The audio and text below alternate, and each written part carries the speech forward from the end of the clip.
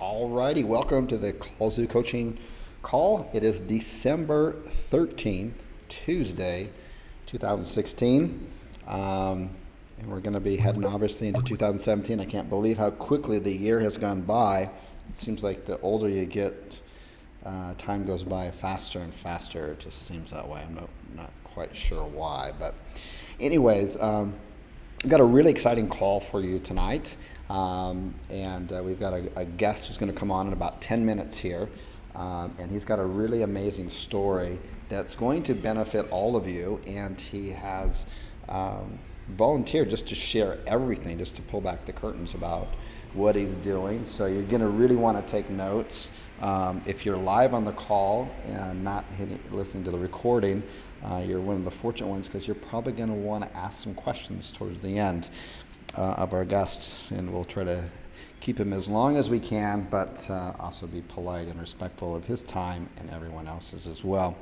Well, if you've been on these calls before, you know how I normally start them out. I'm going to start this one out a little bit differently, only because my guess is that most of us are probably going to toy around with the idea of New Year's resolutions. And I'm going to take a wild guess here, but I'm going to guess that most people's New Year's resolutions has something to do with their physical health. So I wanted to start off and give you some high-level tips on at least on how to control your weight in a manner that you've maybe never thought of before. And so with that, I know it doesn't have anything to do with pay-per-call, but it does have to do with business. I mean, if there's anything there's a few things every day that you want to do and maintain. And number one is your health. You really can't be a cutting-edge, hard-working entrepreneur and perform your best if you don't have your physical health. I've talked about it before, but I really view it as you want to look at yourself and view yourself as a performing athlete, both mentally and physically. And you can't do that if you're not healthy. And it's not about having six-pack abs. It's about functioning at your highest capability that you can. And if you're not physically fit, you just can't do it. And I'm reminded of that because my son, who plays professional soccer here in Spain, he got up this morning, 7 o'clock. He's been gone the entire day. He will not get home. It's 6 o'clock p.m. my time. He will not get home until 10:15. That's a regular day for that guy. He's 14 years old on that. So, and that's the life of a professional athlete. Now, I'm not saying you have to be physically fit like him or anything like that, but it is going to help you out in all areas of your life. So let me share some things with you. And there's a huge misconception on this end of it, and that is that I call it CN, C out, or calories in, calories out. We've all heard this before, right? And you probably all take this as just common knowledge. It's like, well, yeah, if I take in 3,000 calories, but I only burn 2,500 calories, then I'm positive 500 calories, thus I'm going to be gaining some weight, right? And there's like 3,500 calories and like a pound of fat. So if you brought in 3,000 calories and you only burned calories out 2,500, you would be in a positive of 500 calories per day. At the end of a week or the end of a month, you'd probably gain 4 pounds. Well, guess what? That's absolutely 100% wrong. 100% wrong. And anybody out there that you hear talking about calories in, calories out, it's just a matter of reducing the calories a little bit and just moving a little bit more. Just reduce your calories, eat cleaner, and exercise more.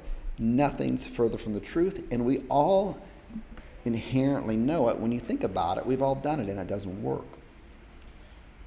You're probably wondering, well, what the heck are you talking about? Well, The Biggest Loser. How many of you have seen The Biggest Loser on here? Or at least you know what The Biggest Loser is, right? The big television show in the U.S. Let me ask you a question. Has there ever been a reunion of the Biggest Losers. They bring them all together in a big old happy reunion. No. In fact, they have gag orders. They legally cannot say anything about this. And the reason is because they all gain the weight back and then some. And the reason they do is because they're going under the assumptions of calories in, calories out misconception. It's 100% wrong on here. So let me, and there's all science behind this, and this is actually, this science and this knowledge has been around for almost 100 years. And in some other time, when we have more time, I just want to keep this intro down to 10 minutes before we bring on our guest here. Some other time, I'll go into more detail of it if there's more interest to it. So I just figured New Year's, people are probably going to want to get more fit, because you're going to become a better entrepreneur, you're going to become a better business owner, you're going to become a better person if you're more fit and you're functioning, right? It's just better health, better optimization. Why doesn't the Biggest Loser work? What happens there? Well, what happens there, and there's all kinds of science behind this, is that they're reducing their calories, right? And they're having them exercise more. You're going to lose weight to a certain point. So what happens is this, and doctors, the doctors in the know that this is exactly what the human body does. Let's say, for keeping the math simple, that I need 2,000 calories per day just to maintain my weight. And I go and I join the Biggest Loser program, and they put me on a 1,500 calories. So I'm already, without even exercise, I'm at a 500 calorie deficit. Now they have me exercise, so maybe I'm at a 1,000 calorie deficit per day. I'm burning 2,500 calories a day. They're only feeding me 1,500 calories per day. Do you know what the body does? That's telling the body this. It tells the body, hey, if I keep this up, I'm going to die. Because the human body is not stupid. If I continue this way at 1,000 calorie deficit, if I continue in this environment, I will eventually perish. So, in order not to perish, what does the body do? The body says that we have to become more efficient. So I've got to really make sure that we're not actually burning that much calories, that we're actually running more efficiently. And when you think about it, it's pretty amazing. And so it basically reduces your metabolism down to 1,500 calories. Now, what happens when the body adjusts to that and reduces you down to 1,500 calories, even though you're supposedly burning 2,500 per day? What happens at that point? Yes, you've lost some weight. Then all of a sudden, what happens to the weight? Stop losing it. That's when the body has adjusted. So what do they do next? What do they do in the Biggest Loser? They lower the calories more, and they up the exercise. What does the body do? It says, I'm going to die even sooner now, so I've got to slow down the metabolism. And this is what happens on here.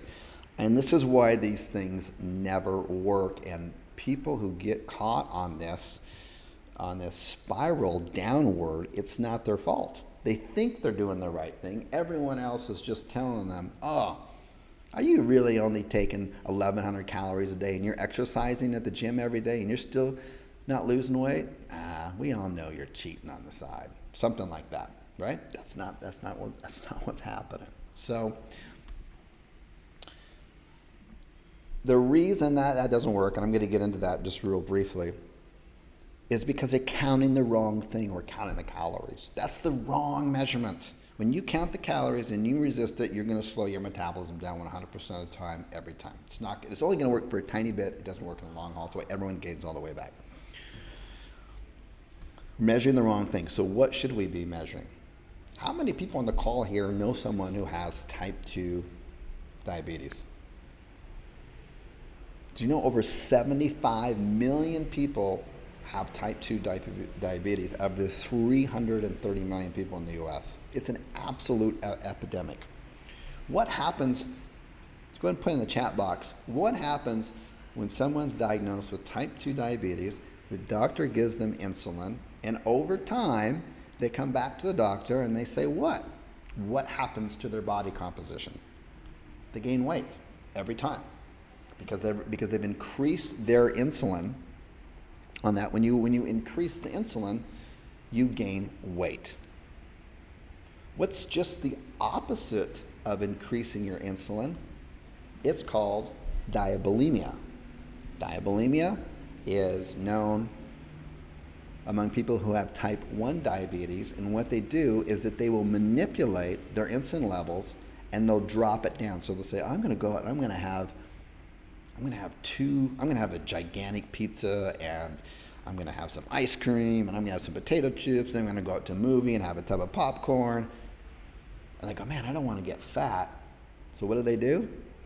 They lower their insulin level down to just almost deathly low. And when they lower it down, guess what? They don't gain any weight. They actually lose weight. Can you imagine that? They actually lose weight. The point is this, is that it's the insulin level, it's the insulin spikes we need to be counting, not your calories, not this calorie in, calorie out stuff. That's total baloney. What's happening right now is that the SAD diet, the standard American diet, spikes your insulin levels up. That's what it is. That's why everyone's so overweight, because what happens is that the insulin is designed, it's a hormone, it's a powerful hormone designed for famine. It's really designed when we're feasting. So we have feast with a lot of food, insulin level spikes up, and the body's like, well, I can't possibly use all this energy right now. Pancreas secretes the insulin, and it tells the body to store that excess energy as fat in the body. And then when we go in times of famine, which is very common in the non-modern era, we would go days without eating. Then the body would say, you know what, I'm now going to use that excess storage. So the type of diet, the type of food that we primarily eat right now, particularly in the U.S., is food that spikes insulin.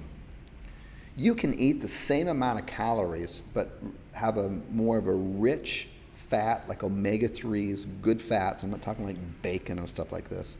I'm talking like free-range grass and twig and bug-fed chickens with a nice deep omega-3, orange yolks, avocados, coconut oil, good rich olive oil, grass-fed butter, ghee, which has been one of my favorites lately to put in coffee in the morning. You whip it up with a little bit of coconut oil. It's so good. These kind of good fats on here. Walnuts, fish, good cuts of nice fatty beef that are grass-fed. These kind of things on here, and moderate to very low, fast, easily digested carbohydrates, like the sugars, the fructose, and so that's kind of what the change in the diet. I would encourage you to start to kind of look into that and stuff. But so how do we lower the insulin levels on here? Well, I just talked about you're going to want to eat more fats, good fats. We're not talking like regular butter or margarines; those are horrific for you. Grass-fed, moderate carbs. In fact, I don't even advocate eating bread. Get rid of bread and dairy products. They spike insulin levels up like crazy. Instead, have more moderate carbs that are like legumes, brown rice, yams, these things that are more slow burning on here, and moderate protein. I'm not a high protein kind of person, because if you consume too much protein, and the way the fitness industry has pushed all these protein products and stuff, that you get too much protein, and you're going to spike up in insulin levels as well. And then the other thing to this, the absolute really what makes all this so easy to do, and I think a lot of you know who maybe seen the Kallzu group on here, other people post it, which is fine. Fasting lowers your insulin levels more than anything else. There's some huge benefits to fasting. I'll just go over a couple of them, and then we'll introduce our guest here in just a minute. let me just go over a couple of just myths about fasting that people who look at it, they think of fasting like starving. First of all, people think when you fast, and that means there's different ways to fast. Like I typically fast every day for 18 to 20 hours, and then I just have a window of eating that's 4 to 6 hours. Every once in a while, I'll go 4 to 8 hours just to really clean out the body. And people think, oh, geez, if you're going to do that, that's going to slow down the metabolism. No. Doing what the Big Loser does, that program, doing the calories in, calories out, and movement, that's going to slow down the metabolism. Guaranteed, proven. This fasting does not. Fasting actually increases your metabolism. It increases it by 10 to 20%. Now, you think to yourself, that doesn't make sense. That's not what I've been told. But when you think about it. For however long you think we've been in existence as the kind of the human race that we are today, there was certainly a time, the majority of our existence, where we didn't have 3 meals a day. We didn't even have 1 meal a day. We would have to fast because we were forced to by circumstances. It wasn't a choice. And our bodies are really smart. So what they've done is they said, okay, when you don't have any food, I want to make sure that you can survive. So I'm actually going to increase your metabolism, which increases your hormones. It makes you more alert. It makes you sharper mentally on here. It increases all your good hormones in your body. It does not eat away muscle. It eats away at your stored fat. That's what it's supposed to do. People think that you're going to lose muscle when you stop fasting. No. That's absolutely not true. And if that was the case, what would happen is that we'd have a bunch of ancestors who were just these fat blobs because they'd be going through these feasts and famines, and they would feast and they would store fat, and then they go through famines, and so the body would like burn muscle. That makes no sense at all. The body's not unintelligent like that. That's just stupid. So anyways, bottom line is this. The takeaway here, we'll introduce our guest here, is probably a lot of you have weight loss, or at least health. There's so many health benefits to fasting. It's so easy to do. It's not even a diet. It's just a window of time that you're eating. And then the windows of time that you do eat on here, forget about counting the calories. Just look at your macros. Don't go crazy with the proteins. Look at the slower burning, the healthier carbs. Get rid of the bread, the dairy products.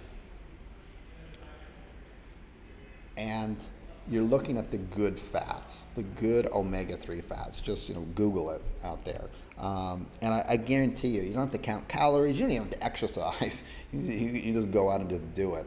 And you're going to be more alert. You're going to be healthier. Fasting, they use fasting today to help cure cancer, fasting within 1 to 2 weeks cures, and we're just talking fasting like a couple of days, literally cures diabetic 2. There's tons of research, and there's a growing army of doctors out there, MDs, that are now practicing this. Athletes, world-class athletes from all over the world are now training in a fasted state. They wait until they're 18, 19 hours fasted before they go out and they do their Olympic-style training. Why? Because that's the peak point at which they're going to have their hormones, their growth hormones, their testosterone, their estrogens at peak levels. The body is going to be mentally alert. It's a 10 to 15% increase in the amount of oxygen you can take in. In other words, you're in better shape when you're in a fasted state, not a weak and tired state. And it makes perfect sense when you think about it. It's only people who are here today that have survived are the ones that were able to get stronger and faster and leaner in times of famine so they could go out and hunt. Anyways, enough of that here. Let me introduce our guest on here. He's got a really, really interesting story. You're all going to benefit from this, and I'm super lucky to have him on here. Edward, are you on the call? unmute. I am now. Can you hear me? I can hear you. Yes, you're on here. So, first of all, hey, thanks for taking Very time good. out of your busy day to, Oh, thanks. to Thanks for having me. yeah, no, it's an honor on here. So, um, tell us tell us what you're doing here, because I basically kind of teased everybody that you got all these leads and it's basically a different source of leads and you're going to share this with us on here. Tell us what you're doing because I know it's an interesting story and you've just had some success today. You were Skyping me just before the call here that some pretty Yeah. exciting stuff happened. So what's going on Yeah. in your business? Well, let me just go back to last spring when I joined the Kallzu group, and I have a small SEO agency. We do client work, and which has been very frustrating. It's been very hard to scale that model. I mean, it might as well be like an insurance agent, the way, we've been running it. But we have become pretty good at SEO. We're pretty good at, identifying niche markets. And so we found our way to Kallzu, and we looked at we went through the training, and we started our first site, and it was in a market that I already knew. One of the niches that I'm involved in is the concrete flooring market. And concrete flooring is a pretty interesting market. It's a very unusual market for if you've never been in concrete, you really wouldn't understand it. It's trying to explain concrete and the problems with concrete.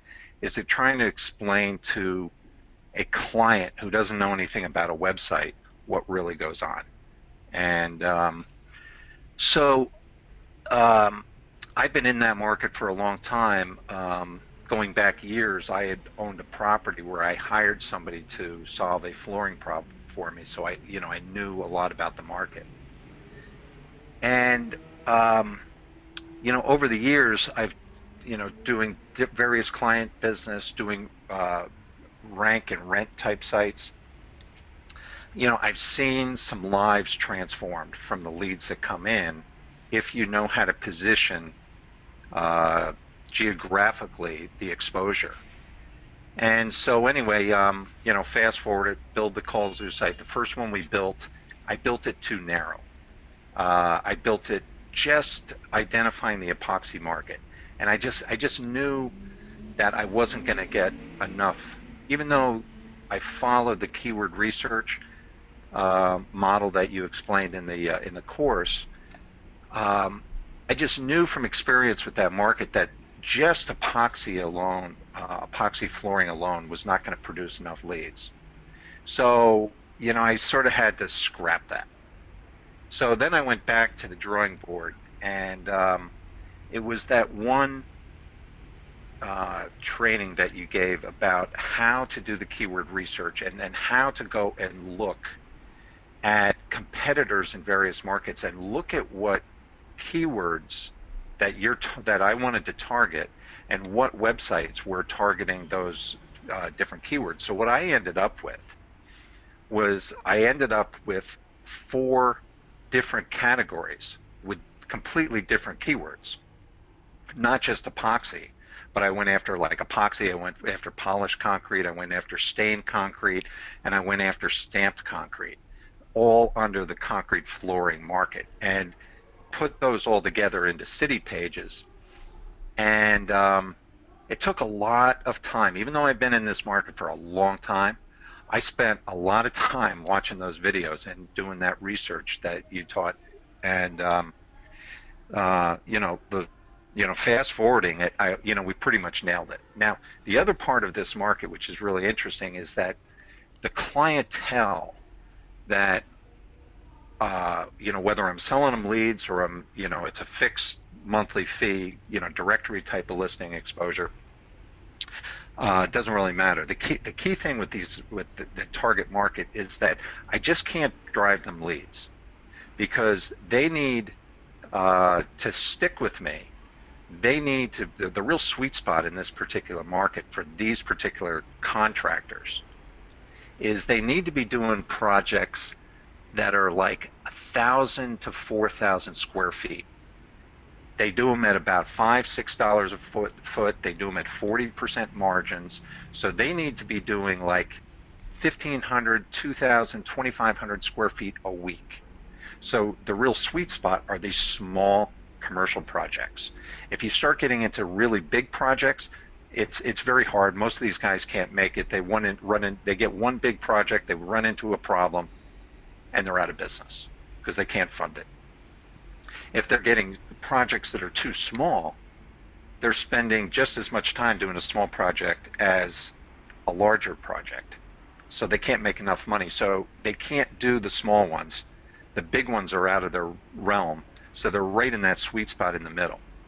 So, so I built the first Kallzu site. And I figured, well, I've never tried the model. And I built it on a domain name that I had a site on. So I restructured the site targeting the Boston and Massachusetts market. And again, going back to, one of my keywords, concrete flooring really is that's the main keyword. And then coming underneath that is epoxy flooring, polished concrete, stained concrete, stamped concrete. I'm a little bit on the fence still about stamped concrete because that's a different contractor. But I couldn't help myself. It was really hard to just limit it to that. But stamped concrete, Google does recognize as a concrete flooring product. So I figured, you know what? I'll just use it as bait to get more traffic into the site. So anyway, we rebuilt that site, launched it at the end of June. In the first month, I got one lead. The second month, going into August, I got 7 leads off that site. Going into September, I think we got 17. October, I think we got about 23. And we got a little bit more than that. I think we got 26 in November, even with Thanksgiving. And what was really interesting, and this is, where this whole story leads, is that I decided I'm going to answer the calls. And I figured, you know what, I can start out answering the calls in this market. If it works out, I have another site, which is going to be my national strategy. So anyway, things are working out pretty well. We're ranking, like if you do a search for concrete flooring Boston, you're going to see, I think we're ranked number 1. If you search epoxy flooring Boston, I think we're, 1 or 2. Polished concrete, we're right up there. Stained all these keywords, we're right up there. And we targeted 8 different cities in Massachusetts, like Boston, Cambridge, Brockton, New Bedford, Worcester, Springfield. And it's been really interesting to watch because our biggest focus was primarily Boston. That's where we're doing really, really well. Now, if you start doing, what we're starting to see is as time's going on, that we were on page 2 or 3 for some of the other cities, the smaller cities. But now, as time has gone on, we're starting to move up on those other cities. So my guess is by spring, we're pretty much we're on the first page of Google in all these cities. But you can see that we're starting to rise up in the cities that are further away from Boston. So my guess is that by the springtime, that particular site, just targeting Massachusetts, is probably going to, I guess we're going to be 50, 60 leads, if not more in that market. So that worked. So now we're building out a site called metrocrete.com, which is really going to be the national strategy. I haven't even built out the service pages. We're already ranking. The first city that we're going after is New York City. We're not ranking for like concrete flooring NYC yet, but we're ranking for like concrete flooring Manhattan. I think we're ranking for concrete flooring Brooklyn. And so anyway, so as I'm building this out, I along the way, I got a call from this woman. Well, let me back up before I tell you about this story. What was really interesting is I started to get calls from facility managers. And I thought, wow, this is pretty cool. Like, I didn't ever even knew what a facility manager was. And a facility manager it's a whole cottage industry of these companies that are like preferred developers, or they do remodels, or they do maintenance for brand name companies with either regional or in some cases national locations. For example, we got a call from I got a call from somebody, a company, one of these facility managers in Pittsburgh, and they manage restoration hardware. And they had a requirement right outside Boston. So I took the call, I gave the lead to one of my guys, and he contacted the facility manager, and ended up doing this project for them. But this guy that I'm working with, who's buying the leads up there, he sort of worked himself into like a brokerage position, because the facility manager um, has other requirements around the country. And this particular, as I told the client, number one, I said, we can help you around the country if you have requirements around the country. And they thought that was phenomenal, because what they're looking to do is they're looking to, as a facility manager managing these brands all over the United States, they don't have the time to call three, four, five contractors and get all these bids. For them to be able to call us and make one phone call and let us do that work is saves them so much time. So they don't mind if there's a markup, and because it just saves them so much time. So economically, it's very feasible for them. So I'm sort of seeing this happen. This happened numerous times, and I started looking into this, and I said, okay, it's going to take me time to build out the national strategy. But in the meantime, I'm getting these calls from these companies that have national requirements. And so I can take the requirement, and it could be down in Miami, or it could be in Portland, Oregon. And we can take that requirement and we can go out to Portland, Oregon, and we can find a contractor or contractors that can bid on that project for them. So, like, I've got a strategy. It's almost like a Google AdWords strategy, where you're generating leads on a national basis before you build out your Kallzu site. Meanwhile, I'm able to start cultivating a network of contractors around the United States that'll buy these leads before I get there with the organic SEO. Pretty cool. So um, there's so many cool things that happen from this whole experience, because um, they have requirements that I never even thought of.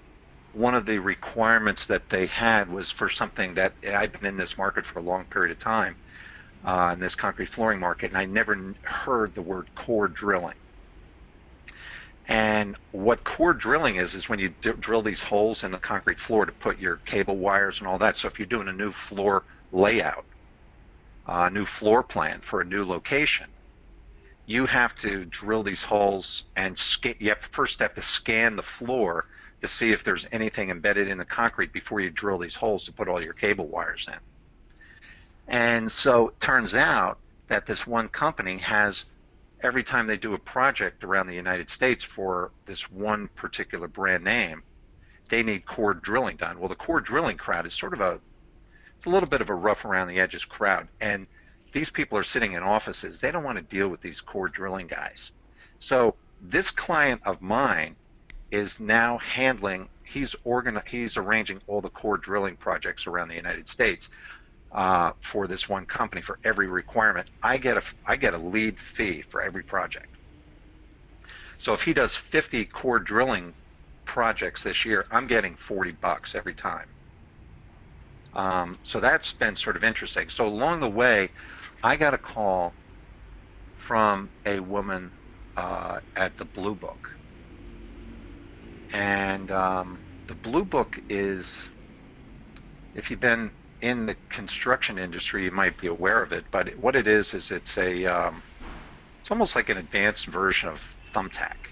And what it's a place where general contractors, facility managers, and even big clients will subscribe to the Blue Book, and they will put their projects out for the bid. And I looked at I I was very hesitant at first to subscribe to the Blue Book, um, but I finally sat down with this woman. She had sent me over a few free leads, which really got me sort of hooked. And so I sat down with her, and I ended up subscribing to the Blue Book. It's like $820 a month, and I got the entire East Coast just for this particular niche. I picked a couple other markets too because I've got a client in Chicago, I've got clients down in Dallas, and I've one in Portland, Oregon. So I subscribed to those particular areas.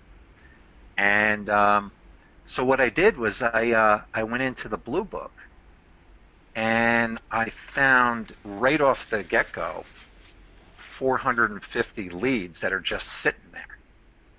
And they're retail stores like Starbucks, which are great little leads for these guys. They're 1,500 square feet. They're 2,000 square feet. These are 10,000 square, $10,000 floors. Car dealerships, self-storage facilities, and there's just a zillion of them. And I'm just going through every single state, and I'm downloading this information, and I'm contacting contractors all in these markets. Now, I already have some of these contractors as clients, so I'm able to feed them more leads and charge them. They're loving it because I'm just going through the Blue Book database, and I've got the company name who's putting the project out for the bid, the contact person, I've got their phone number, I've got their email, I got the whole thing. I mean, it's pretty sweet. So all of a sudden, I've got all these leads. Now, I have given some of these leads to this one guy who I started with up in the Boston market, and he was digging around looking for contractors and for some of these projects. And he was digging around on Craigslist, and I told him about Thumbtack. I said, why don't you go take the project and put it out for the bid on Thumbtack?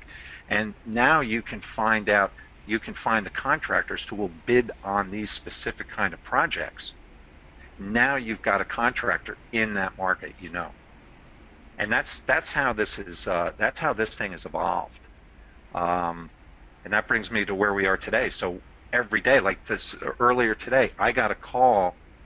Now, this was not a Blue Book lead, but up in the Boston market, I got a call today from a company it's another one of these like facility management companies, and they specialize in developing out MRI rooms for medical facilities on a nationwide basis. And they had a very specific requirement. They called, I answered the call. They told me what they had, and it's a build out of a MRI room for a major university's medical center up in the Boston area. And those are the kind of leads that are coming in. I don't know, I can't exactly say why it's happening, but I will tell you that the leads that are coming in are right in the sweet spot off the website. I'm backing it up with what I'm finding with the Blue Book. Now, the thing that's cool about the Blue Book is that I'm also taking, because I have access to all these companies that are putting projects out for the bid, I mean, there's a chance that a year from now, I may not even need the Blue Book because I'll have built an email database of all these companies on a nationwide basis, so I can start doing a email drip campaign to promote my national, master lead gen site. So that's where it stands right now, and it is just it's really been awesome. Okay, It's really been awesome. awesome. Yeah, awesome. Let me step back here. I've been taking some notes. I want to point out a couple of things. Back in the beginning, you were mentioning, talking about taking your keywords, putting them into Google, and letting Google tell you whether or not those particular keywords like proxy, stamped, concrete, Yep. Yep. whether those keywords should be on one page or have their own separate page. And he's referring to video zero. I have two video zeros. Those are in module one. Those are some of the most important videos you can possibly do in the beginning, and they will tell you more than any keyword planner could ever do. And it's a very simple exercise, but if you're not familiar with them, go back into module one.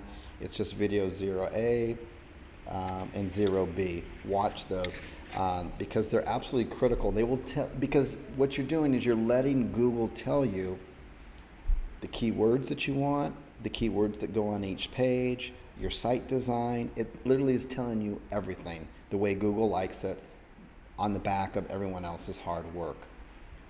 Mm-hmm. And everyone else tries to spend 90% of the time on some kind of keyword fancy tool, and that's not where it's happening. You want to ask Google, and that's the best way to do it. So kudos for you for going through and doing that. The other thing I want to point out, and this is, again, this comes back to module one, but it has nothing to do with any kind of keyword planner tool out there in existence. And that is, you've got to get to know your niche. Doesn't mean you need to know everything about it, but notice how dialed in Edward is on his niche. I mean, he knows what the sweet spot is on that marketplace. And so it's really important to know your niche. Are you going to know everything going into it? Unless you've got some kind of extensive background, no, of course not. But you're going to want to, there's enough free information out there and enough of calling customers, potential customers, talking with them about their business, their problems, their challenges, their best customers. What's your ideal customer? Well, my ideal customer is between this amount of feet and this amount of feet, blah, blah, blah. If it's any more than that, it's too much of a job for me, so on and so forth. This kind of stuff is invaluable information. You can gather as much as you can up front, and then along the way, you're going to want to listen to your customers and become an expert at their ideal customer that they want to have. So really good for you doing that. Also notice that Edward shared about how he started and stopped. He just didn't just start something, didn't work, and then he moved on or gave up. He moved forward. He kept moving forward. The other thing is that once you start to take action and push yourself out in the world, opportunities at that point are going to come to you. This is not luck that he's getting all these opportunities. It's not luck. It's called hard work. He's out there.'s putting himself out there, and this is what's coming towards you. So there's some really good lessons right there. So right now, those are the things you should really be wrapping your mind around. I know there's a lot of you that are stuck in this, and I'll ask them later. Everyone wants to know, how'd you rank the sites, all this kind of stuff. That kind of stuff really doesn't matter. But we'll get to that. These are the larger picture things. These are things that are going to make it happen. Can you just kind of reiterate and kind of recapture what this blue book thing is? Is it accessible to other people? How could it benefit others out there? And just kind of reiterate that for maybe people who came on the call late or just didn't quite capture that, because that is huge. I've never heard of the blue book before. Now that I know about it, I'm thinking to myself, that sounds like an incredible resource. Well, it is. It's really interesting because again, it goes back to knowing your market. Okay, so the Blue Book, you can go on and it's like thebluebook.com. And so what you do is you can log in. You know, let's say you subscribe to it. You log in, and they have unlimited amount of niches in there. Like if you just want to get drywall leads or metal roofing leads or HVAC or whatever it is, it's got every kind of niche that you could ever imagine in the sort of the commercial renovation market. So you're going to get access to all these projects, and it's all done by niche and keyword, and they've built this phenomenal dashboard that gives you access to all these projects.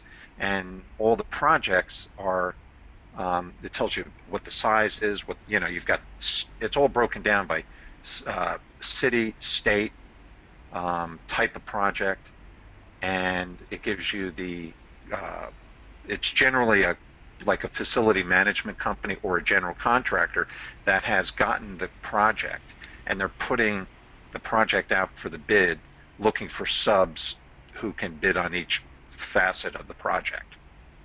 So that's it. So you get instantly, once you subscribe to this thing and whatever niche that you want to go after, you instantly have access. Like you subscribe right now, in 2 seconds, you go in, it's very user friendly, it's easy to access these projects. You can start grabbing these projects.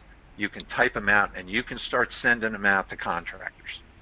You can, you follow the sales training that um, in Kallzu, and just you're going to be able to call contractors or email contractors and say, "Hey, I've got a customer looking for a bid." You're going to open up a lot of doors to a lot of contractors because these are really sweet leads. But it's very easy to get them. I mean, it's super easy. There's So no guesswork. There's yeah, so this is obviously. I mean, and I don't get any affiliate commission on this, none of this. Neither does Edward. This is just something he discovered. Um, he's excited about it. He wanted to share with all the other members about this because it's so abundant. There's so many of these type of leads and niches in here. I just think it's an amazing opportunity for anyone to go in and do this. One thing that did spark me and stayed in my head was that, and it's a lesson for all of us to pay attention to, is that for the particular Blue Book subscription that you signed up for in the area they signed up for in your niche, I don't know what the prices are, but there was some kind of monthly fee, I'm paying $820 a month, and which I'm is, getting.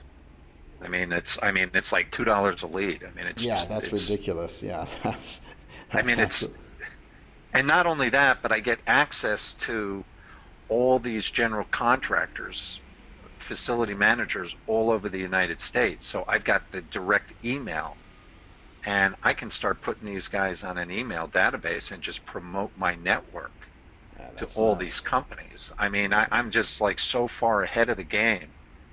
So, I don't really care. It's getting the lead and selling it right off the bat is not the most important thing. It's like I'm building a email database of target customers who Yeah, have requirements constantly. And not every project will these contractors put out for the bid. yeah. Sometimes they just have a need. They're in the business. They've got many projects going on. If so, you could do this model with any facet, but it's just a way of finding leads. I mean, Yeah. I found this just by digging around. And the other thing that's really interesting about it um, is that most of the contractors out there, like I know a lot of guys who have used the Blue Book, and they say I never got anything out of the Blue Book.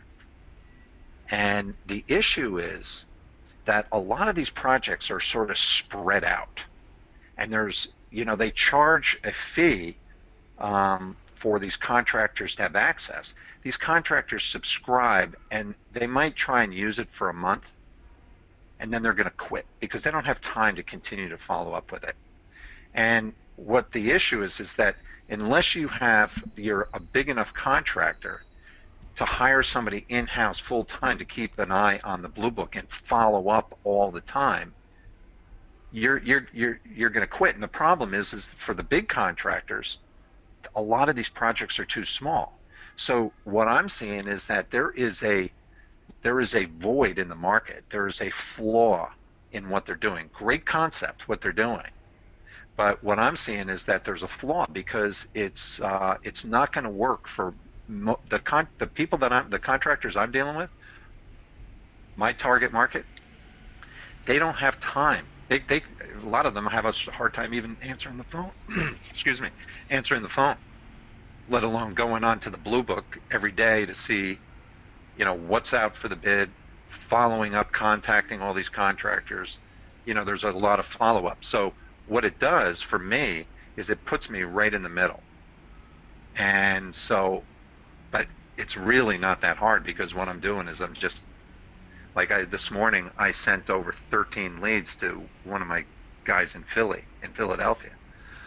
Excuse me. And what I did was I just copied you go right into each individual page or each individual project, and I would highlight the project name, where it is. I would just copy it, just copy and paste it right into a notepad, and I put together a list of like 13 leads, and it only took me a couple minutes to do that, and then I just copied it right over into this guy's email, and I said, "Hey, here's 13 leads for you." I mean, Wow. Yeah. I mean, that's a, and that, that's that I mean that's a huge wow. yeah, It's like no doubt I about mean it. I'm just blown away by it. Yeah, So on here. So, and I just to clarify with everybody, it's not Blue Book like the Kelly Blue Book because you're going to pull up around cars and stuff. It's thebluebook.com, the Blue Book network of commercial construction. it's Thebluebook.com, right?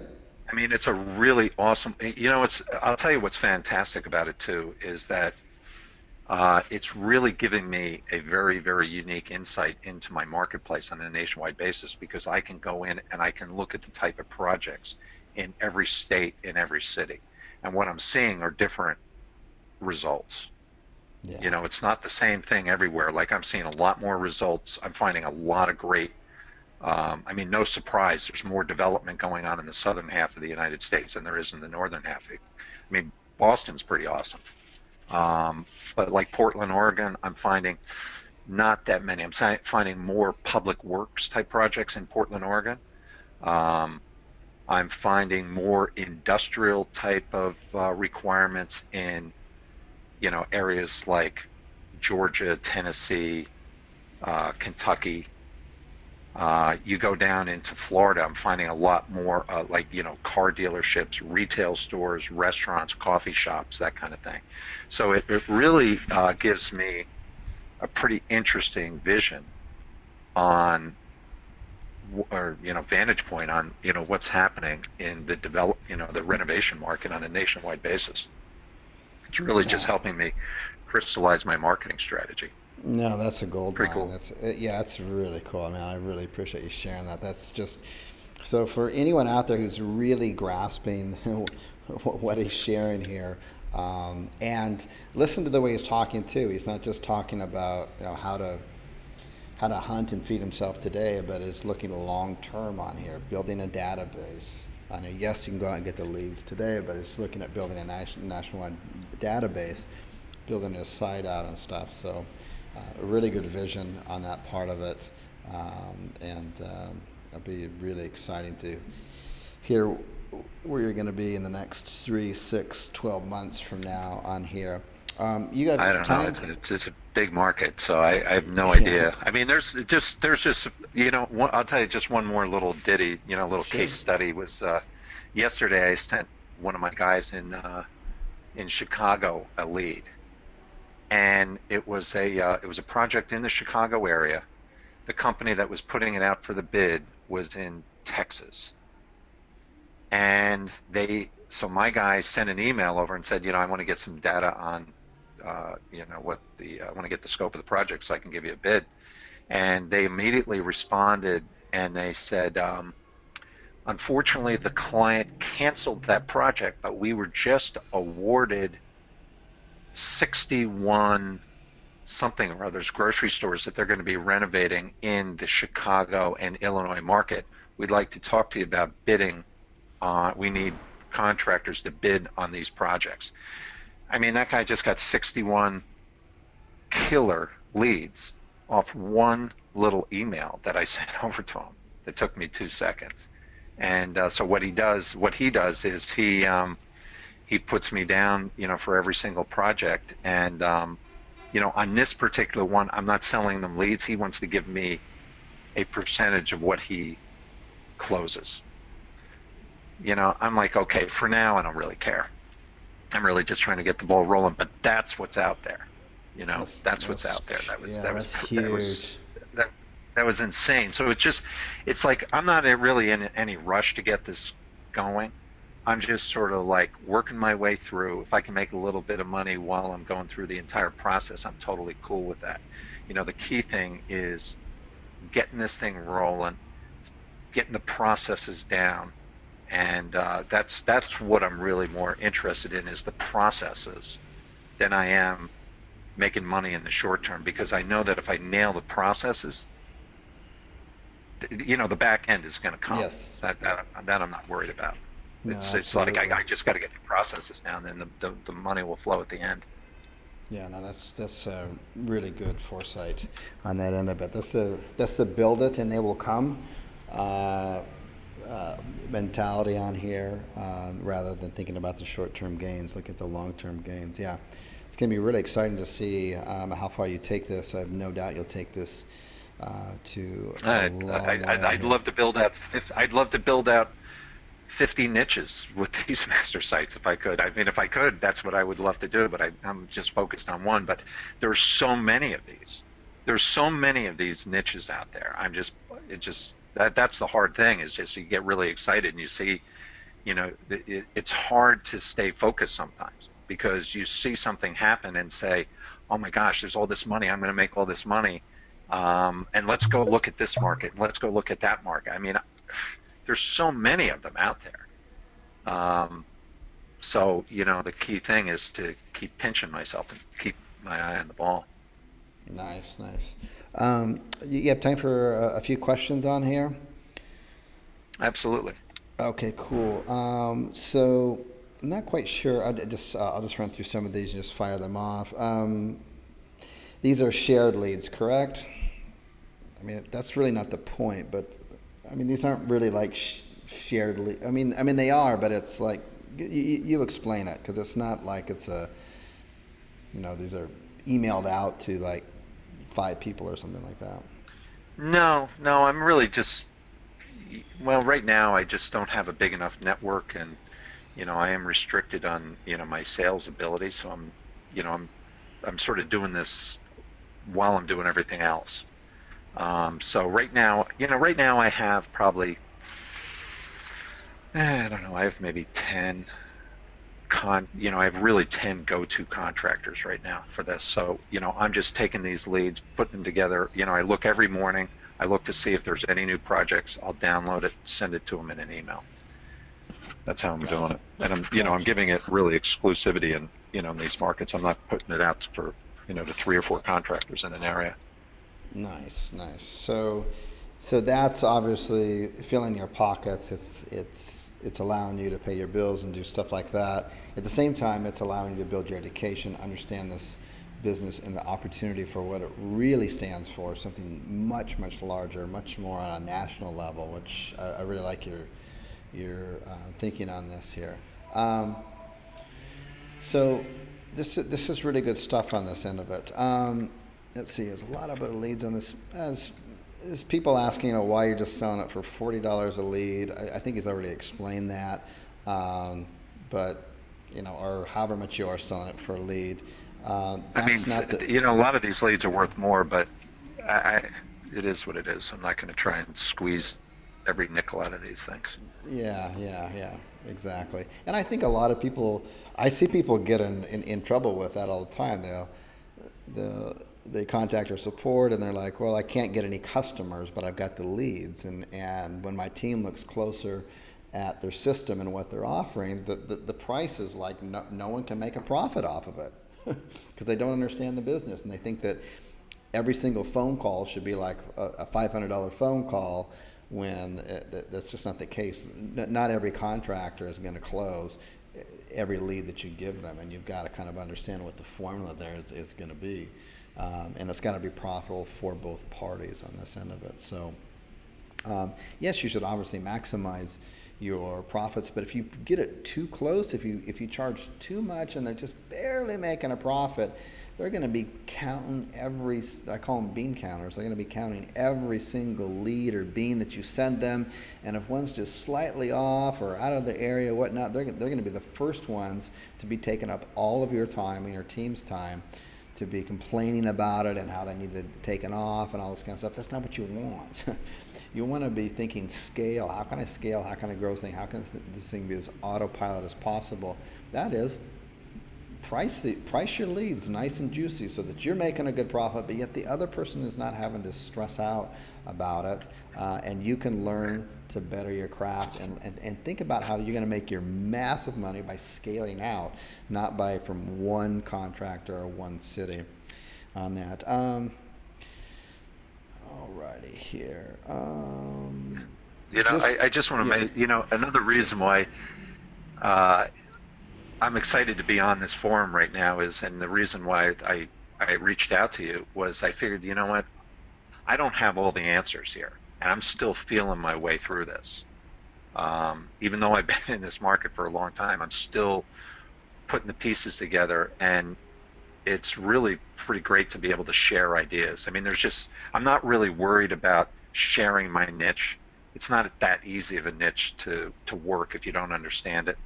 But there are just a lot of ideas that by throwing out what I'm doing, getting feedback from others in the group that are smarter than I, or maybe they have some ideas that I've never thought of, is one of the reasons why I wanted to get out and explain this to everybody, because a lot of times I'm sitting here behind a computer by myself. I have a small team of people that work with me that build the sites and build backlinks and all that. And I have a really smoking awesome little team, but you get sitting here and behind your computer all day. You don't really, a lot of times I don't interact with other people. And it's a lot of that back and forth idea sharing that really is the critical part of this. I couldn't agree more with that, and I would encourage you and others out there. I'll be posting it pretty soon. My team's looking for a venue right now, but if you haven't been to or you haven't watched the Barcelona workshop, I would encourage you to do that. It's professionally recorded. It's in the members area. We're doing 2 of those per year. As a member, you get to just come out. All you got to do is pay for your travel and your room and board to come out, and it's really life-changing for many reasons. But one of them is for exactly what was just stated. You get to interact. You get to spend these kind of late hours in the evening interacting with people that can really help, that are headed in the same direction you are, can help you raise your business up and exchanging ideas and stuff. And it's really the people who come out to these events are the ones who are the most committed to their craft, and they have the most to offer. And our next one is going to be, and I've done this on purpose to put them in kind of exotic locations, different locations. So the next one's going to be in Thailand, and if you watch the replay in Barcelona on the very opening, I asked how many people by show of hands, how many people have never been to Spain or even Barcelona before, and 98% of the people raised their hands. So here they are in a country that, yes, is heavily tourist, but quite frankly is not a whole lot of people here speak English. I mean, unless you got some Spanish, you're probably not. It's going to be a little rough getting around. And the currency is different. All of the food's different. I mean, the culture, the streets, it smells different. Everything's different. And when you're in an environment where you step outside of your comfort zone, that's usually, and you do that with a group of people, you tend to bond even more. And you also put yourself in a position that you're vulnerable, you're outside your comfort zone, and that's where all the growth takes place. And that's why the next place we're holding up, which is going to be in April, we don't have the date set. It's going to be more than likely probably because it's easy for everyone around the world to fly to a single destination. It's probably going to be in Bangkok, but we're looking at locations. There are some other locations around there, some smaller islands and stuff like this, but it means a lot of people have got to take 2 or 3 flights, and that just may be too much to ask for everybody. I think the majority of people who are going to come out to an event like this, and it's an amazing city that never sleeps, and it's just I'm really looking forward to it. And it's a chance for you to interact with people and help grow your business too, as is our forum. And I encourage people on the forum to go out and have other meetups and other groups and stuff like this. Form your own smaller groups and stuff. Absolutely, that's what the community is for. It's to all rise together. And we've had many other members on our calls before, and it's always coming from the same place that Edward's coming from right now, and that is just share, give without expectations of getting anything back. And what happens when you do something like that is you usually end up getting a lot back, even though that wasn't your intention on that end of it. So a couple more little quick questions on here, and then we'll start to kind of wrap this up. We're at the top of the hour here. A lot of people are saying thank you for sharing on here. And I'm going to guess probably what's going to happen is I'll end up posting. I'm getting a lot of questions on here on how to contact you. So what I'm going to do is in the Facebook group, for the Kallzu private Facebook group, I will post the replay there. And then, of course, when I post that, I'll pin it up. And then if Edward wants to chime in and answer some questions on his schedule, certainly welcome to do that. And that's probably the best way to kind of contact him on that. Just some little nitty gritty stuff on here for the Blue Book, although you can look online on thebluebook.com. Your subscription is going to be by region, it sounds like, on here. You can go region, you can go state, you can go Nice. region, you can go East Coast, West Coast, United States. You can choose whatever you want. You pay for whatever you want, and so you can phase it in. I didn't go for the whole United States at first. I just went for the East Coast because that's part of my strategy, is to start in Boston and get the ranking down to Miami and then sort of move west. Now I grabbed a couple other target areas because I have clients in those areas. That's why I went. Like, I've got a client in Chicago already. I've got another one down in Dallas. I got another one in Portland, Oregon. So you can pick whatever you want. Nice. Yeah, I hope everyone sees this, the kind of the 50,000 foot level here of how powerful this strategy is, and how you could start to implement this in your own business on here. And if you're in a particular state, something like that right now, that maybe you want to contact them and see, maybe that's how you start. You could probably make money without even a website by working the Blue Book. Obviously, I hope that's obvious. I mean, it's just like that. That's exactly what I'm thinking on here. Is that you could just go out and just start, because you've got a whole book of leads. I mean, that's easy. So I guess the other part here, and this will be the last question, then we'll close up and let our guests go here. But so let's say someone's, how would you suggest, so someone who's, let's say they decide to invest in the Blue Book, or they contact them and they tease them with a few free leads like they did with you, which made you a believer. I remember you said that earlier, which, by the way, is the same strategy I recommend. It works every time. But anyways, so get a couple leads coming in. What would you suggest somebody does with those leads if they don't have anybody to contact, if they don't have a contractor that they're working with? Well, one thing you can do right off the bat, you can take a lead right now. You subscribe right this minute. You can take one of those leads.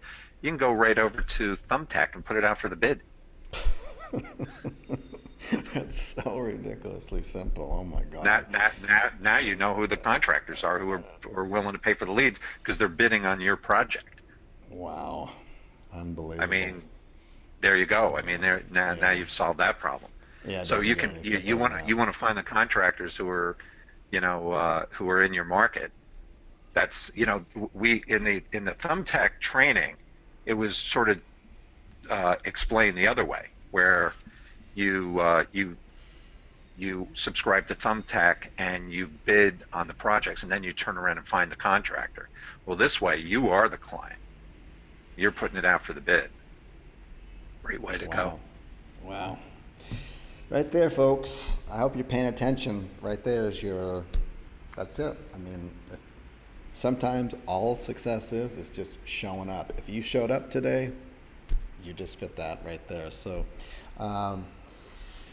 Edward, thank you so much for coming here and sharing these nuggets of gold. And keep in mind how he found these nuggets. How did he discover this? He put himself out there. He took action. He takes massive action. He goes out there and he does things, and then things happen at that point. And they'll happen to you too. You've got to get out there. You've got to do things. Don't get stuck in analysis paralysis. Don't get stuck in that stupid keyword planners or whatever keyword planner you may be using. Don't get stuck in exactly how much you're going to charge for the clients. When in doubt, just charge a little bit less. The thing is get out there. Get this thing in motion. Get out there. Get yourself out there. And things are going to happen, guaranteed. And you could just forget all that and just do exactly what you just heard on the call right here in the last 60 seconds here. Done deal. That's just it right there. So with that, Edward, thank you so much. I'm going to stick around for a little bit longer and answer, kind of swing back around and answer. I was looking through the chat box questions here. And there's quite a bit of health questions on here. So I'm going to go and shift gears and go into that. Okay. Edward, you have a great afternoon.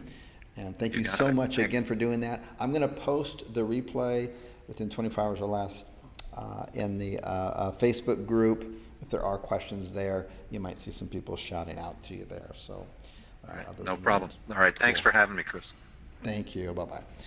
Alrighty, so just kind of want to go through here. I don't want to leave any of these stones that I interned on here. So, alrighty. So I'm going to go back and ask some of these health questions, and then I'll go through to the end. I'll ask any other kind of questions that I can on here. So someone's, oh wow, John says on here, I did this last year. It's basically, I guess, did maybe some fasting and maybe change his macros around on here. Stuck to it, lost 60 pounds so far. Congratulations, that's amazing on here. Became a member, calls a few years back, lifetime membership. How do I get reconnected on here? Joe, you want to contact support@kallzu.com. Support@kallzu.com. On here, lost audio, sorry about that. Good news here in this. Good. What's sustainable I learned from you on here? Good. This. Yeah, the body adjusts after the starvation mode. All right. Yeah, the body definitely. I mean, if you start restricting those calories for sustained periods of time, and it doesn't, and I don't know exactly how long it takes. I assume everybody's body is a little bit different, but you probably fall somewhere in a range there of, a week or so of calorie restriction. Your body's going to react and say, hey, I need to become more efficient because I don't have enough food in my environment, so it's going to restrict it down. And then on top of that, if you're eating calories that spike the insulin levels up,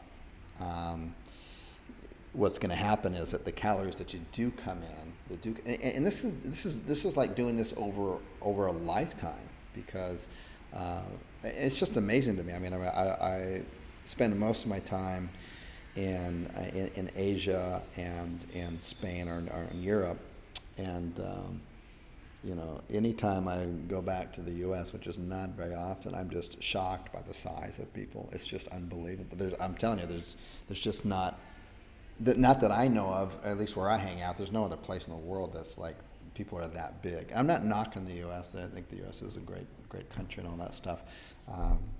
So I'm not saying anything about that or anything personal about the people there. I think it's a really interesting group of people who came to the U.S. You think about the type of personality that came to the U.S., the core people that came there, they were tired of where they were living. They wanted a better life, and they were willing to hop on a wooden boat, and they knew that their chances of survival, they knew that 6 out of 10 people that got on the boat would not make it to the other side.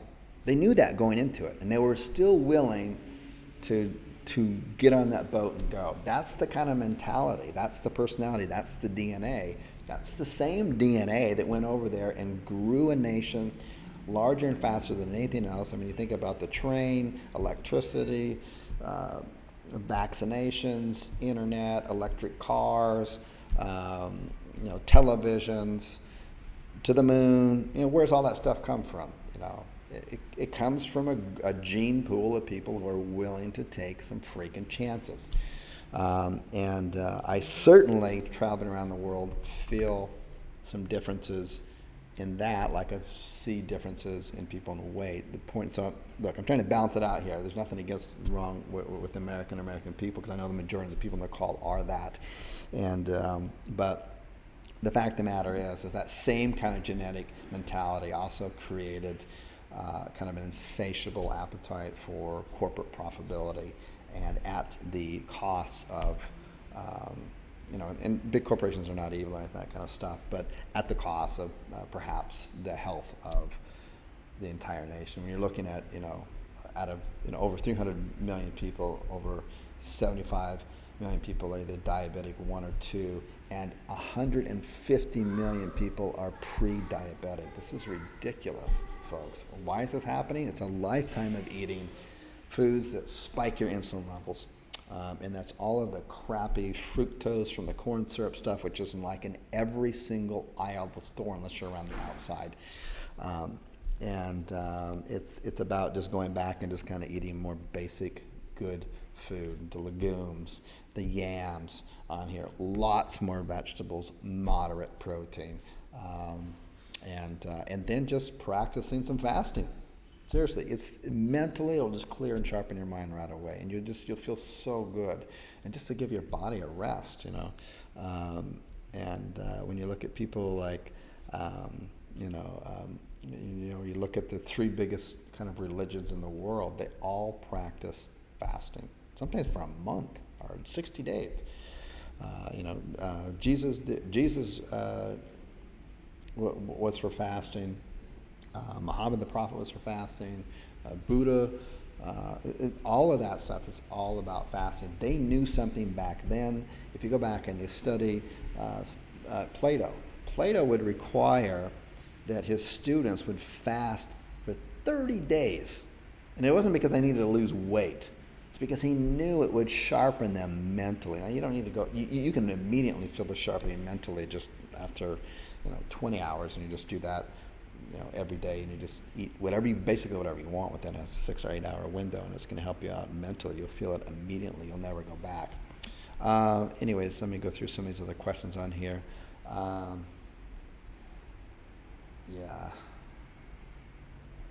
Blood sugar is what they should be measuring. So blood sugar, insulin, it's the same thing, right?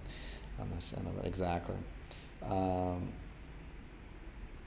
Insulin is a hormone. It's for, Good.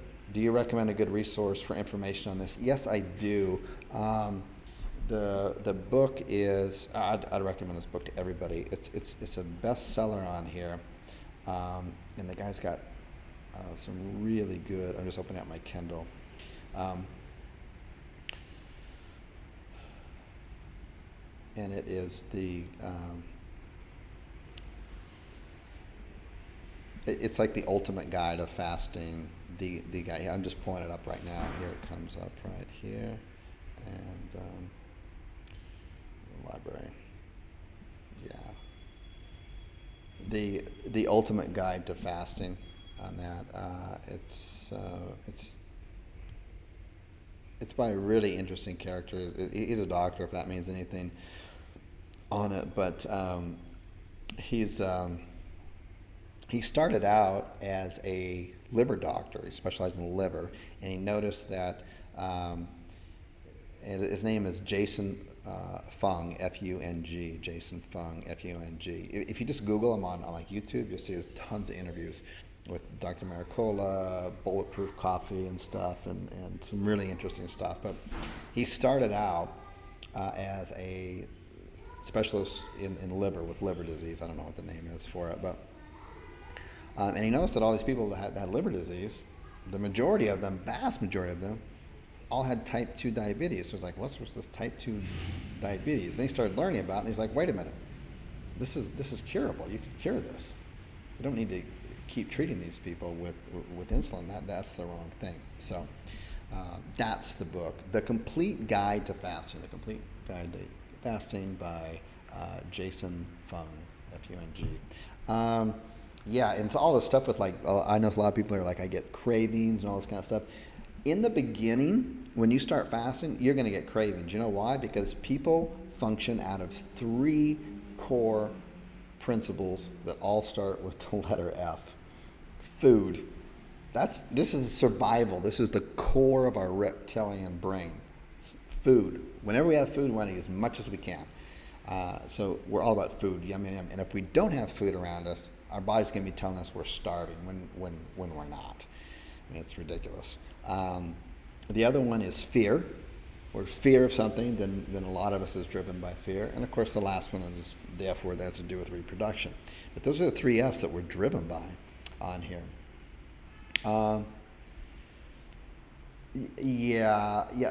Mary. There's a lot of really good research. There's a lot of good books out there on why we really shouldn't be consuming wheat, and how there's just a lot of other better sources for us to do. And when you kind of remove it from your diet, you'll really feel it. And obviously, sugars and gluten and fructose is just bad news. I think we all know that. With fasting on that, Larry, I do fasting. I prefer, now that I've been fasting for a while, I prefer just to water fast now. When I fast during the day, I just do water fast. I've been reducing my coffee down. Because one of the other things, besides taking care of your health, like what you eat, detoxing, exercising on that, is just the other thing, is getting enough sleep. These are all just basic things, right? Detox, exercise, eat right, get enough sleep, and reduce your stress. And so for me, that's a hard one for me, by the way. The other ones are a lot easier. The stress part is harder for me. So the coffee doesn't help with that. It kind of agitates those things. So I've been really reducing that. But during the day, Larry, or anyone else out there, what can get you through the day, through your waking hours until your first meal, is and I highly recommend it, is good organic coffee that doesn't have mold in it. There really is a difference, a huge difference. It doesn't have a bunch of chemicals on it. No mold, no chemicals. Good organic coffee beans, because coffee beans, they're loaded with pesticides and all this kind of crap. And anyways, you want to get the good stuff. I would highly recommend Bulletproof, their Brain Octane. If you don't want to do that, although that is the best stuff out there. If you don't want to do that, then another alternative is and it tastes really good, and it says huge benefits to do, is some organic coconut oil. If you have a choice between cold press and centrifuge, get the centrifuge, but don't get too nuts about these kind of things. People get kind of crazy about this stuff, and it's like, well, I was going to stop using sugar and artificial creamers in my coffee, and I was going to try this, but I could only find organic cold pressed coconut oil and not the centrifuge, which is the best. And if I can't get the best, I'm not going to do it at all. Don't take those extreme levels. You don't have to. There's always, you can always upgrade later. You're upgrading your life, okay? It's just like your phone or your computer system. You're upgrading. We don't all still run off of DOS or whatever. Some good cold press organic coconut oil and some good grass-fed ghee, a tablespoon of each in a cup of coffee, and then we have a little hand blender, and you whip that up or just throw it in a blender. It is so good. It's amazing. And it doesn't take you out. It keeps you in a state of ketosis. It barely raises your insulin levels. It just barely does it. So you're kind of technically in a fasting state. You're not burning carbs. This is pure good fat for you. And your brain actually prefers fat. And you'll realize that when you start burning more fat as a fuel. That's why your brain sharpens up. Alrighty.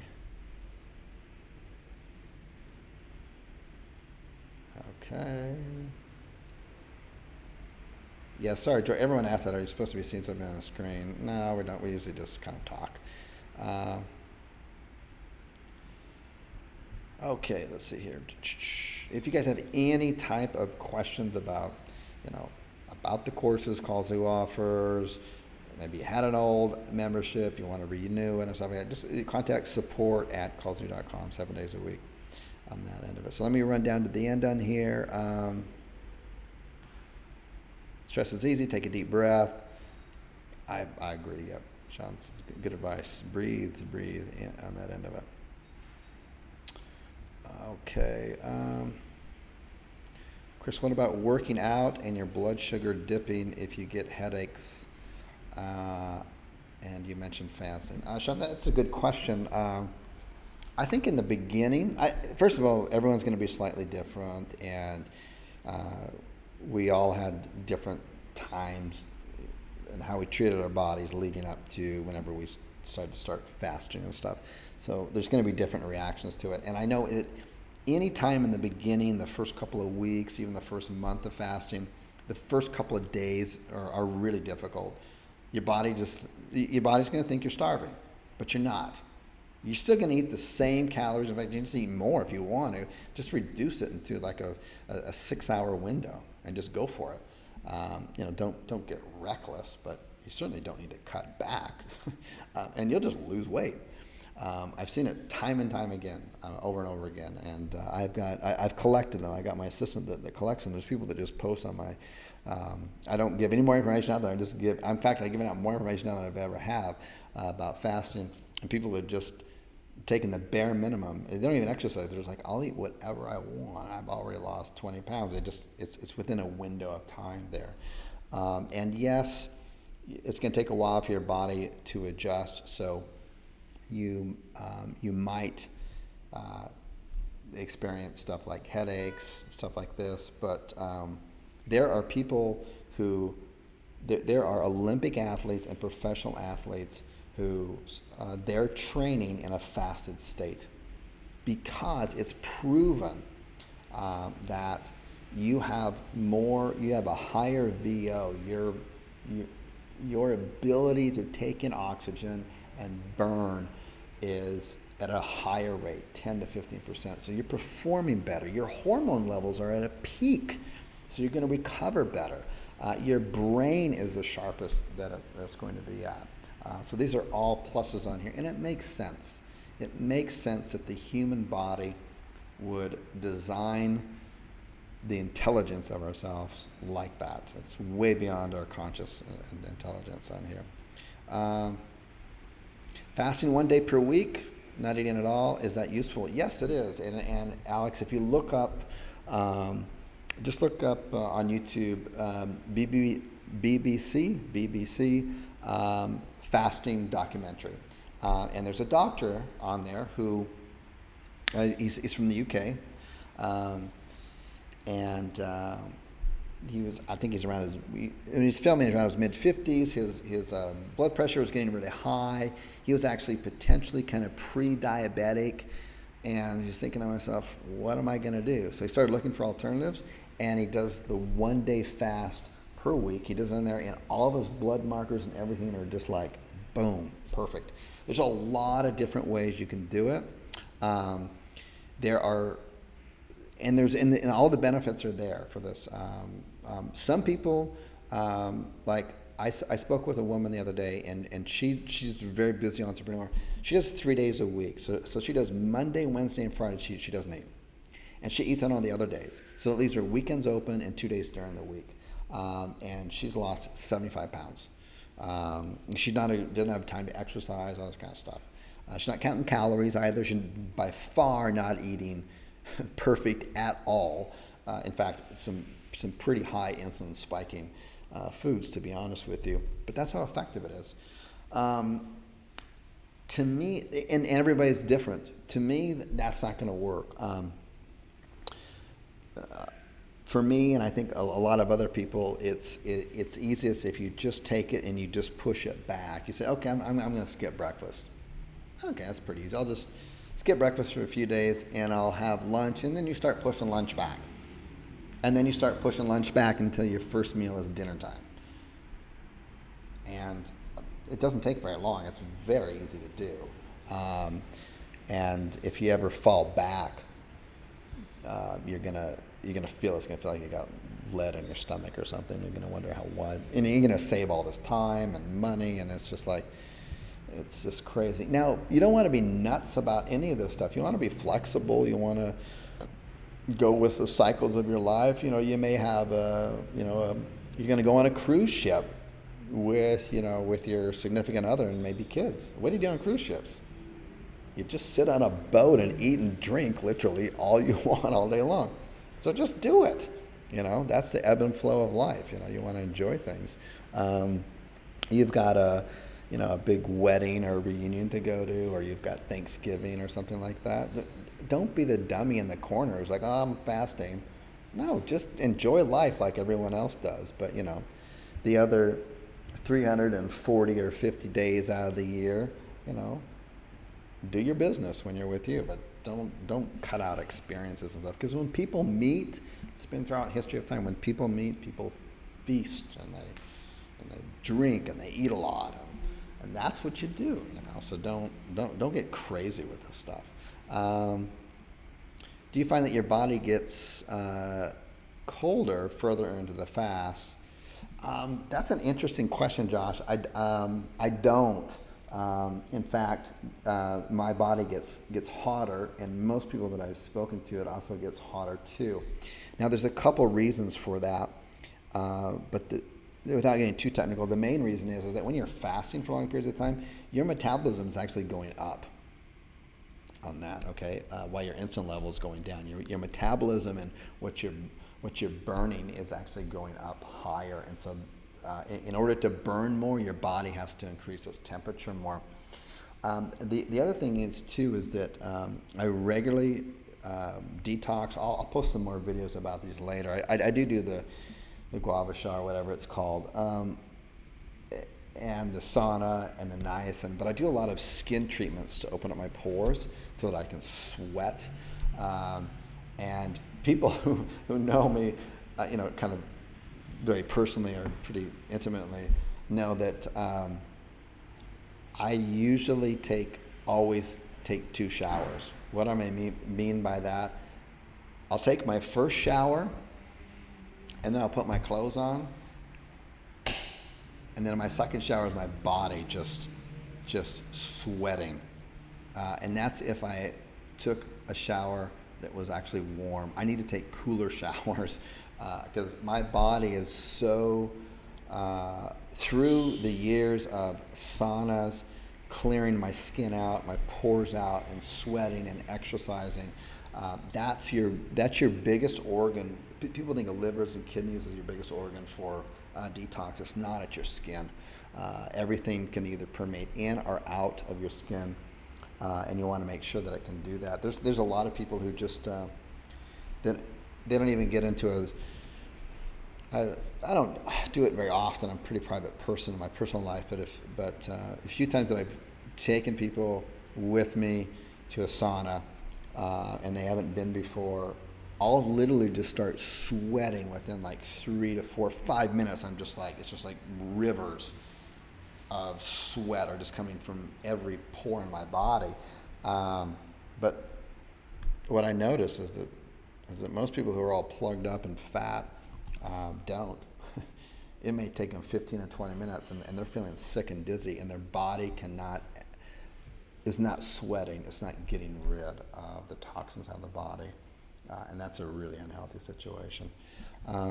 Let's see here, what else we got? That's another thing about being too extreme about these things. I've had people say, well, isn't the best kind of sauna infrared? Well, yeah, it is. But these are the same type of people and same kind of mentality that unless they get an infrared sauna, they're not going to do a sauna. And that's ridiculous, do whatever sauna you've got available. You got a steam sauna? Do a steam sauna. Okay? You got an electric sauna? Do an electric sauna. All right? Whatever you've got available, do it. It's about levels. It's not about being extreme on here. It's just consistently doing things on here, on that end of it.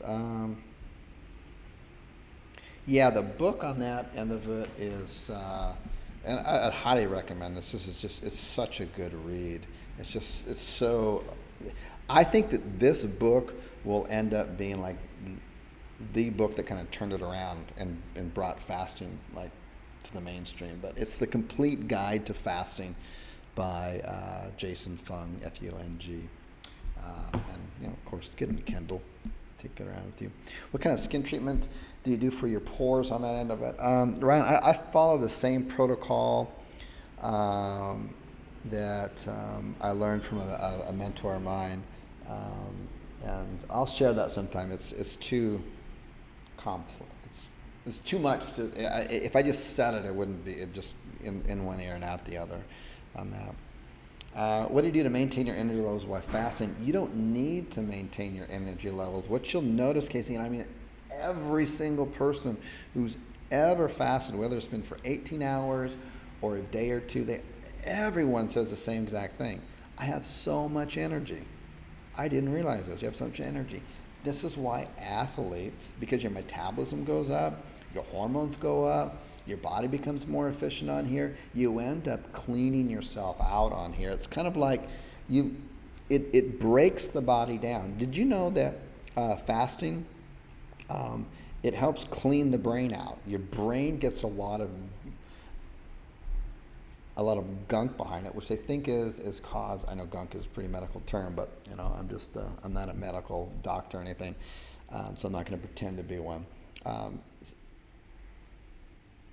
They believe that fasting can help reverse and or prevent Alzheimer's disease, which is rapidly growing on here, because it basically cleans out the brain. Cancer and tumors cannot survive in your body while you're in a fasted state. Think about that. There's on Tim Ferriss and Tim Ferriss's podcast. There's a really interesting interview that he did with a researcher, and the guy's got nothing to sell you. It's just his research is interesting, and when they put people in fasted states, they can't find any traces of cancer, and if they do have cancer, it reduces it down. It starts to draw it down. There was a podcast I listened to the other night. A lady had a cancer in her brain and in her freaking eyeballs, and the doctor came to her one day and said, "Look, we've been trying everything we can for you. This is what's going to happen. You should expect to go blind in the next 4 to 6 months, and we're not quite sure how we want to treat the one tumor in your brain." And so she started doing research and came across intermittent fasting. Well, years later, she's alive and she's seen well. So yeah, sugar is very poisonous for sure. Fasting does increase oxygen levels, and on that, and Sean, anything that increases the body's intake of oxygen wins. Look up anytime you want to look up oxygen. Just Google oxygen therapy, or ozone therapy, and ozone therapy is unbelievable for cleaning the body out. That's a whole nother geeky thing, but so yeah. God's medicine is the way to go. Okay, we're going to wrap that up. I could talk about stuff all night long, but we're going to wrap it up here. So I appreciate everybody coming on the call on here. I hope you got tremendous value out of what Edward shared with the group and the community on here. I mean, he just gave away a golden nugget for anyone that just wants to run with it. You just get on the Blue Book, subscribe, pick out your city, whatever. Throw those leads on thumbnail. You act as the customer. Now you've got the contractors. It's just that's just unbelievable. So, anyways, and I hope going into the new year on here, I know the majority of people out there, because it's just the way we are. Probably one of your goals is going to be to get a little bit healthier, maybe trim a few pounds. And I hope that you take action on some of the things I talked about. Go do your own research. Certainly look up the book that I mentioned on there, The Complete Guide to Fasting. Continue your research on that, but don't just take my word on it or others. Question it. When you're out there, don't just make things New Year's resolutions, but just like how you do your daily little resolutions. It's like, okay, today I'm going to do 15-minute HIIT exercise on the treadmill, for example. Do you stop at 13 minutes? Do you stop right at 15? Or do you go 16 or 17 minutes and then stop? You know, that little kind of stuff right there. It's like, okay, I'm going to do a detox this week of sauna, and I'm going to do 15 minutes 3 days a week. Do you stop at 10 minutes, 11 minutes, and then get out and say, oh, that's enough? At least I did something. Or do you go that extra little bit, that extra minute or so? Then you can really reward yourself and you feel good about it. Did you say, you know what, I'm going to write out that job description and I'm going to send it out to several different places for a VA that I want to hire, a dream team that I want to hire? How am I going to do that? Am I going to do that, or am I going to put it off till next week? You know, get it done today. These kind of things, and these little tiny resolutions, when you just slightly exceed them just a little bit, there's so much reward in it that it creates its own momentum, and it creates this momentum. You just do these little tiny things with yourself, and it helps create discipline within yourself, reward yourself. It becomes fun, and then you don't have to wait till next year to make New Year's resolutions, which that stuff, unfortunately, probably doesn't work that often on the end of it. So anyways, Chris Winters here. Thank you so much for attending, and we'll catch you on the next coaching call. Bye-bye.